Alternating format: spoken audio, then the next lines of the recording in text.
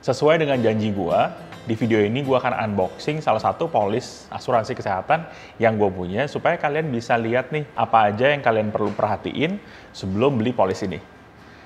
Sebelum gue mulai, disclaimer dulu. Kalian kalau mau beli polis ini, jangan kontak gua, tapi kontak mungkin agent teman kalian atau siapapun. Gua tidak menjual asuransi ke kalian. Ini adalah murni opini pribadi gua karena gua mempelajari polis apa yang gue punya nih. Semoga ini semua bermanfaat, jadi kalian bisa dapat lebih clear picture-nya dan kita lebih tahu apa yang kita beli ini sebenarnya. Tapi gue nggak disponsorin oleh brand ini. Di dalam video ini, kalian bisa belajar soal ringkasan polis, terus udah gitu dasar-dasar pertanggungan itu apa sih yang di dalam polis ini, sampai cuti premi, terus resiko investasi, dan yang penting biaya-biaya. Di sini juga ada masa tunggu, dan yang paling penting adalah pengecualian. Karena banyak banget orang yang beli polis, beli asuransi, tapi nggak ngerti gimana cara klaimnya, dan kenapa klaimnya itu sampai ditolak. Oke, kita akan mulai dari ringkasan polis. Nah, ringkasan polis ini seperti kayak namanya, ini adalah ringkasan apa aja yang kamu dapetin pada saat kamu beli polis ini. Mulai dari berapa banyak yang kamu bayar, berapa duit yang kamu bayar, di sini juga ada, terus bayarnya bulanan atau tahunan atau semesteran. Di ringkasan polis ini juga kamu bisa lihat nih detail dari manfaatnya tersebut. Contoh biaya kamar, biaya ICU, dan segala macam. Gue mungkin nggak akan bahas terlalu detail soal manfaatnya, karena manfaat-manfaat ini sebenarnya udah lumayan jelas di tabel ini. Contoh kalau misalkan kalian lihat, biaya kamar dengan satu tempat tidur, dengan kamar mandi di dalam per hari, maksimal sesuai dengan hari kalender per tahun. Nah, ini sesuai tagihan. Mana yang lebih besar di antara harga kamar terendah dengan satu tempat tidur dan kamar mandi di dalam, atau sebesar harga kamar 1 juta di sini. Oke, gue kasih contoh ya, gampangnya gini. Misal dalam satu rumah sakit, harga satu ranjang yang paling murahnya di rumah sakit tersebut adalah 1,5 juta. Sedangkan batas harga kamarnya adalah 1 juta. Nah, si Prudential ini, dia akan cover yang mana yang lebih besar, yaitu yang 1,5 juta. Kita coba untuk melihat lebih detail polis ini. Untuk bagian tabel ini, sisanya mungkin kalian bisa ngerti sendiri, karena ini lumayan jelas sih di bagian sini sih. Ada beberapa hal yang mungkin orang-orang lupa. Ada biaya rawat jalan darurat hanya untuk kecelakaan. Contoh gini, misalkan gue jatuh, lalu berdarah misalkan. Terus udah gitu, gue ke rumah sakit. Nggak harus nginep di rumah sakit, tapi gue cuma untuk ngecek dan mungkin diobatin sama dokter.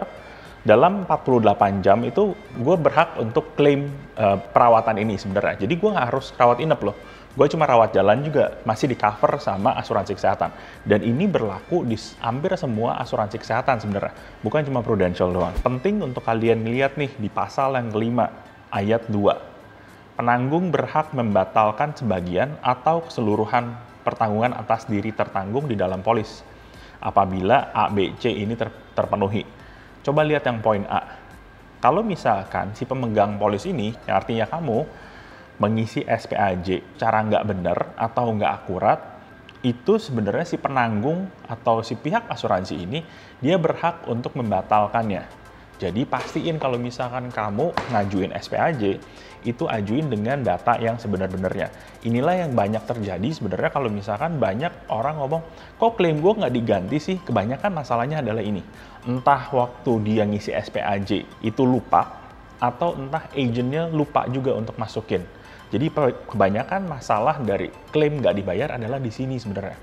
Sebelum gue ngomongin poin yang selanjutnya, kalau misalkan video ini udah kasih kamu manfaat, jangan lupa subscribe dan jangan lupa komen apa yang kalian pengen tahu soal asuransi kalian atau polis kalian. Kalian tahu nggak sebenarnya ada masa yang namanya adalah masa peninjauan ulang. Artinya si perusahaan asuransi, dalam hal ini adalah Prudential, itu dia berhak untuk meninjau ulang si tertanggung atau kamu itu selama 2 tahun dari kamu mengajukan.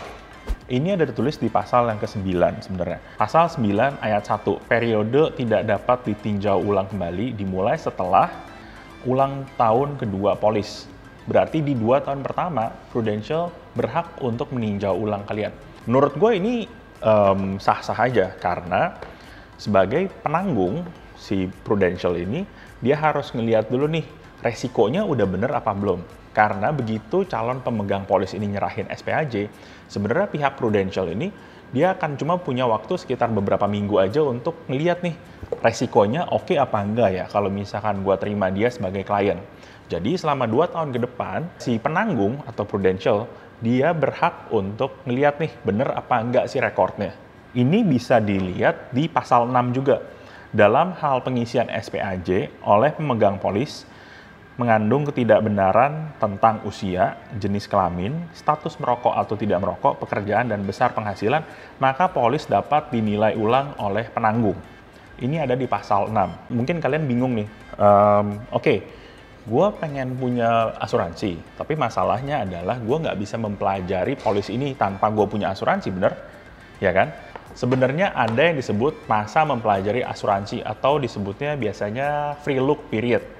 Di pasal 11 dibilangin nih, pemegang polis diberikan waktu untuk mempelajari polis selama 14 hari kalender terhitung sejak polis diterima oleh pemegang polis atau tertanggung. Jadi begitu kamu mengajukan SPAJ, ntar kan kamu dikasih polis kan. Setelah kamu dapat polis itu, kamu punya 14 hari untuk mempelajari polis itu. Kadang-kadang omongan agent dengan omongan polis itu nggak sinkron. Makanya kamu bisa mempelajarinya sebenarnya di 14 hari itu. Kalau misalkan nggak sesuai sama yang dijanjikan agent, itu sebenarnya kamu bisa balikin dan duit kamu di premi pertamanya itu bisa dibalikin secara 100%. Sebagai financial advisor, banyak orang yang ngomong, ngapain lu beli unit link? Beli aja tradisional.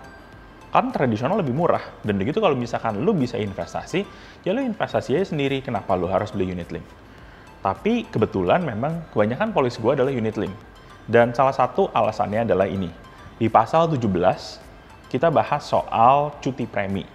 Jadi pemegang polis dimungkinkan untuk tidak membayar premi berkala setelah ulang tahun ketiga polis dengan memanfaatkan fasilitas cuti premi atau premium holiday.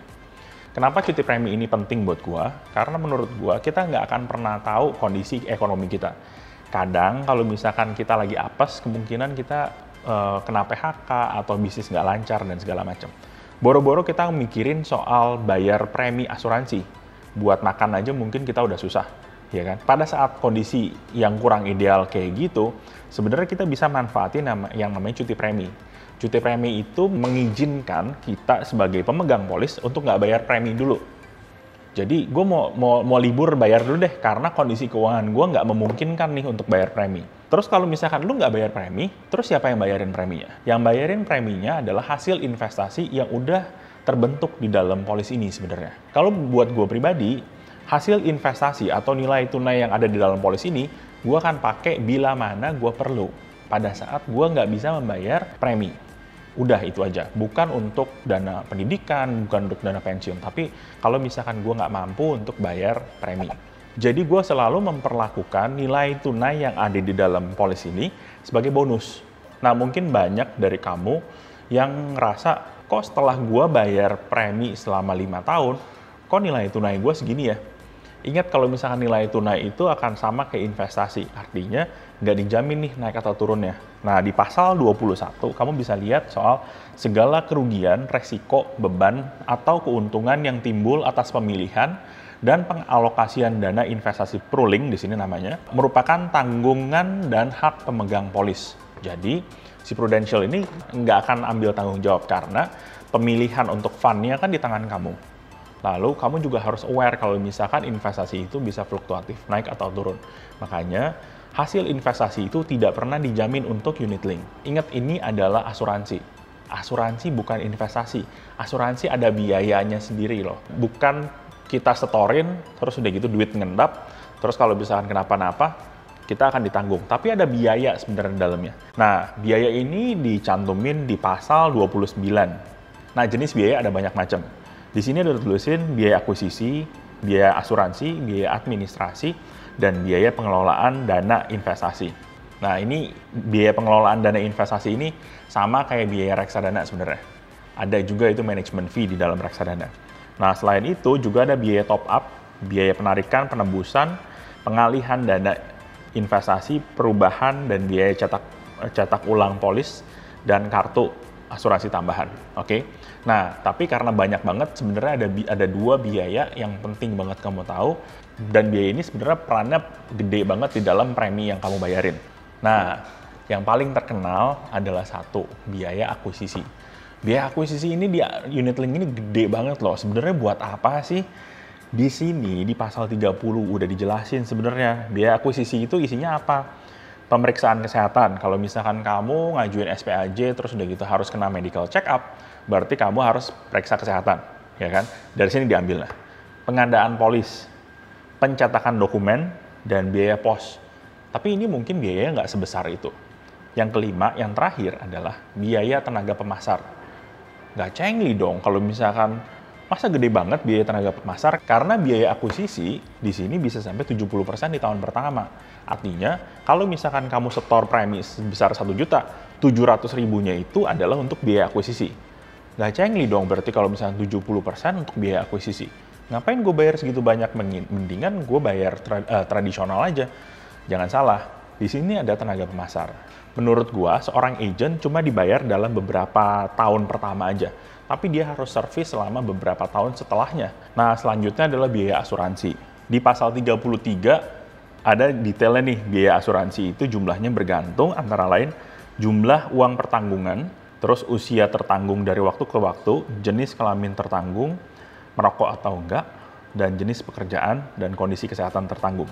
Gue jelasin secara singkat ya. Semakin besar uang pertanggungan kamu, berarti semakin mahal preminya. Make sense pasti ya. Kalau misalnya uang pertanggungan 10 miliar, pasti lebih mahal dibanding uang pertanggungannya cuma 1 miliar. Nah, yang kedua adalah usia tertanggung dari waktu ke waktu. Artinya, kalau misalkan kita umur 30, dibanding dengan orang tua kita umur 50 misalkan, itu biaya asuransinya aja udah pasti beda banget. Yang ketiga, jenis kelamin tertanggung. Jadi untuk asuransi jiwa, cowok itu lebih mahal dibanding cewek. Tapi untuk kritis, asuransi sakit kritis, cewek lebih mahal daripada cowok. Karena lebih banyak jenis penyakit yang di-cover sebenarnya di dalam sakit kritis. Dan kalau misalkan asuransi jiwa, sebenarnya dalam secara statistik, umur pria itu lebih pendek rata-ratanya dibanding umur wanita. Yang keempat, tertanggung merokok atau enggak. Ya ini kan pasti berkaitan sama resiko kan. Kalau misalkan lu ngerokok, berarti resiko kesehatannya lebih tinggi dibanding yang nggak ngerokok. Yang kelima, jenis pekerjaan. Oke, ada yang pekerjaannya biasanya lebih banyak di kantor. Contoh, karyawan swasta biasa, direktur, dan segala macam. Tapi ada juga yang mungkin lebih banyak di jalanan. Contoh, sopir, contoh pilot, contoh, ya seperti itu, yang lebih banyak aktivitas di jalan. Yang keenam, ini udah pastilah kondisi kesehatan tertanggung. Nggak mungkin seseorang dengan riwayat penyakit, misalkan riwayat penyakit suka sering dirawat di rumah sakit karena penyakit tertentu, itu nggak mungkin sama dengan orang yang nggak pernah dirawat di rumah sakit. Itu pasti akan beda banget. Nah, ini adalah biaya asuransi. Nah, biaya asuransi sesuai dengan poin B nih, usia tertanggung dari waktu ke waktu, berarti setiap tahun kemungkinan akan naik biaya asuransi itu. Nah, kalau misalkan kita ngajuin asuransi kesehatan kayak gini, sebenarnya ada nggak sih masa tunggunya? Apakah begitu lu dapet polisnya terus begitu langsung bisa klaim di keesokan harinya? Nggak juga. Ada yang namanya masa tunggu. Nah, masa tunggu adalah jangka waktu di mana manfaat asuransi dan asuransi tambahan ini tidak berlaku bagi tertanggung, kecuali rawat inap atau rawat jalan karena kecelakaan. Namanya masa tunggu ini adalah 30 hari kalender, terhitung sejak tanggal mulai pertanggungan asuransi, pemulihan polis asuransi terakhir, dan lain-lain. Kalau bisa lihat sendiri, poinnya dari A sampai D itu di sini. Nah, terus udah gitu, apakah seluruh klaim yang berkaitan dengan rawat inap itu akan di-cover sama asuransi ini? Nggak juga, ada beberapa pengecualian. Sebenarnya kalian bisa lihat juga di sini nih, ada banyak banget pengecualian. Contoh, yang paling sering ada adalah kondisi yang ada sebelumnya. Nah, ini berkaitan juga sama yang gue bilang di awal video ini. Kalau misalkan kita waktu ngajuin SPAJ ini, kita harus kasih tahu kondisi kita yang sebenar-benarnya. Artinya kalau misalkan ternyata si perusahaan ini tahu kalau misalkan, oh ternyata lu udah pernah sakit ini sebelumnya, tapi lu nggak ngakuin di SPAJ. Ini akan menjadi masalah kalian pada saat kalian klaim. Nah, makanya di sini dibilang pengecualiannya adalah kondisi yang telah ada sebelumnya atau pre-existing condition. Nah, yang kedua, ini orang juga sering lupa nih, rawat inap atau tindakan bedah apapun untuk penyakit yang terjadi dalam 12 bulan pertama sejak tanggal mulai bla bla bla. Kalian bisa lihat di sini. Nah, ini ada list penyakitnya. Contoh hernia, tumor jinak, tuberkulosis, wasir, dan segala macam. Ini adalah standarnya di dalam dunia asuransi. Jadi, penyakit-penyakit ini bukan penyakit yang tiba-tiba ada, tapi penyakit yang udah biasanya terakumulasi lama. Contohnya kayak misalkan katarak. Katarak itu kan bukan tiba-tiba ada, tapi kan biasanya itu udah akumulasi dari beberapa tahun yang lalu, ya kan? Nah, terus udah gitu kayak penyakit kencing manis. Kencing manis juga kan nggak mungkin tiba-tiba ada. Mungkin kita baru sadar, tapi mungkin itu udah terakumulasi dari beberapa tahun yang lalu juga. Penyakit-penyakit ini kalau misalkan kalian klaim dalam 12 bulan pertama, ini tidak akan di-cover oleh pihak asuransi. Nah, di poin 11 ini kamu bisa lihat juga kalau cancer dan tanda-tanda gejalanya juga nggak bisa di-cover dalam 90 hari sejak tanggal mulai pertanggungan asuransi. Berarti selama 90 hari, kalau misalkan ada klaim, perusahaan asuransi nggak akan ganti kamu. Kalau misalkan agen asuransi ngomong, ini udah pasti akan diperpanjang. Karena di dalam polis ada tulisannya nih, udah pasti akan diperpanjang kok, nggak mungkin diputusin di tengah-tengah. Itu memang benar, tapi kamu harus lihat sampai pasal di bawah-bawahnya. Nah, di bab 4 tentang perpanjangan dan perubahan biaya asuransi. Di pasal 8 ayat 2 benar, asuransi tambahan ini akan diperpanjang secara otomatis setiap ulang tahun pertanggungan asuransi untuk masa 1 tahun berikutnya. Tapi tetap tunduk dengan ketentuan di ayat 3 dan ayat 4. Kamu lihat ayat 3-nya. Perpanjangan otomatis ini tidak dilakukan apabila pemegang polis, yaitu kamu, atau penanggung, yaitu Prudential, mengakhiri asuransi dengan pemberitahuan tertulis kepada penanggung atau pemegang polis. Make sense lah ya. Ya kan, kalau misalkan gue udah nggak mau, ya udah beres. Atau kalau misalkan Prudential ternyata nggak memperpanjang, berarti mereka juga bisa exercise pasal ini sebenarnya. Yang poin yang keempat, ini yang orang juga kadang-kadang sering lupa. Penanggung, yaitu Prudential, berhak meninjau ulang dan atau menolak perpanjangan dan atau mengakhiri asuransi tambahan ini pada saat ulang tahun pertanggungan asuransi tambahan dengan pemberitahuan tertulis. Oke, berarti ini jelas banget kan kalau misalkan si penanggung ini, gue boleh nggak memperpanjang dong. Dan yang lebih penting sebenarnya adalah pasal kelima. Penanggung berhak mengubah manfaat dan syarat ketentuan dari ketentuan khusus asuransi tambahan ini dengan pemberitahuan tertulis pada pemegang polis paling lambat 30 hari sebelum perubahan tersebut mulai berlaku. Artinya, Prudential boleh mengubah syarat dan ketentuan dan benefitnya. Si Prudential ini boleh meninjau ulang nih, apakah gue akan memperpanjang lu sebagai tertanggung utama atau enggak. Terus kalau gitu, nggak bagus dong. Terus kalau gitu kenapa lu beli asuransi Prudential? Sebenarnya ayat-ayat dan pasal ini ada di semua polis. Ini adalah standar sebenarnya di dunia asuransi. Jadi semua polis itu kebanyakan punya pasal ini. Ini untuk melindungi mereka juga dari resiko sebenarnya. Terus mungkin kalian pernah dengar juga kalau misalkan udah beli unit link aja, soalnya preminya nggak akan naik kok sampai kapanpun. Apakah benar dibanding tradisional?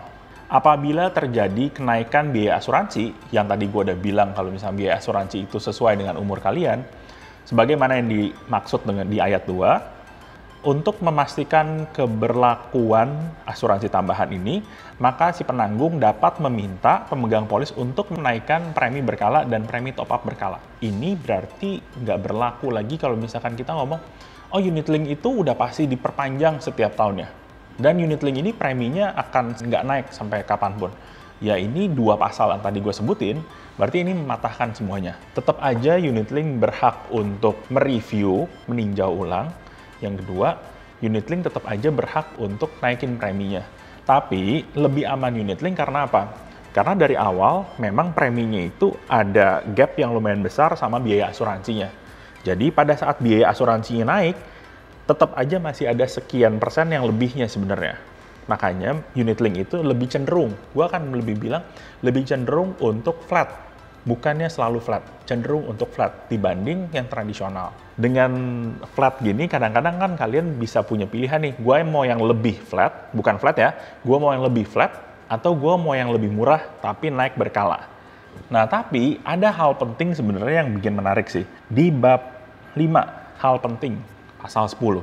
Penanggung tidak akan memberhentikan atau menolak perpanjangan masa berlaku asuransi ini dalam hal tertanggung, sedang atau hendak menjalani rawat inap atau tindakan bedah yang dibuktikan secara, ya kamu bisa lihat di sebelah ini. Artinya kalau misalkan kita memang lagi butuh, nggak mungkin diputusin pada saat itu juga. Dan ini menurut gue adalah kasih kamu keamanan juga. Nah, sekian aja yang gue bisa kasih dalam satu video ini. Gue coba kompil semuanya dan gue coba masukin semuanya ke dalam video yang beberapa belas menit ini supaya kalian bisa ngerti lebih dalam soal kenapa gue beli asuransi ini. Dan video ini bisa jadi pertimbangan kalian untuk membeli satu asuransi ini sebenarnya. Nah, kalau misalkan kalian punya saran atau punya komen atau punya polis yang kalian pengen bedah, jangan lupa komen di bawah dan jangan lupa subscribe dan klik like-nya karena gue akan bahas polis-polis selanjutnya di video-video selanjutnya. Gue Philip Mulyana, signing off. Thank you.